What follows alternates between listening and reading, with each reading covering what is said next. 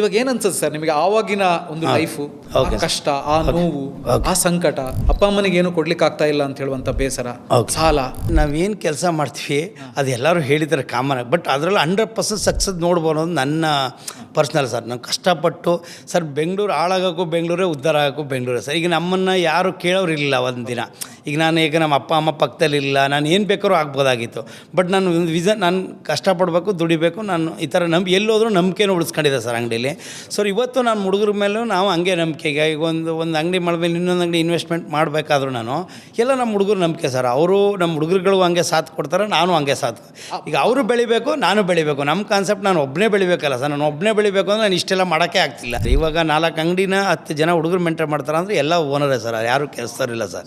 So ಆ ಥರ ಇದ್ದಾರೆ ಸರ್. ಹುಡುಗರು ತುಂಬ ಈ ಏನೋ ಹೇಳ್ತಾರೆ ಸರ್, ಟೀಮ್ ವರ್ಕ್ ಅಂತಲ್ಲ, ಹಂಗೆ ಸರ್ ಎಲ್ಲರೂ ಸೇರಿಸಿದಾಗ ಆ ಒಂದು ಬಿಸ್ನೆಸ್ಗೆ ಎಲ್ಲ ಥರ ಹೆಲ್ಪ್ ಆಗುತ್ತೆ. ಒಂಥರ ಲೀಡರ್ ಅಂತ ಹೇಳುವ boss Vala, B the boss.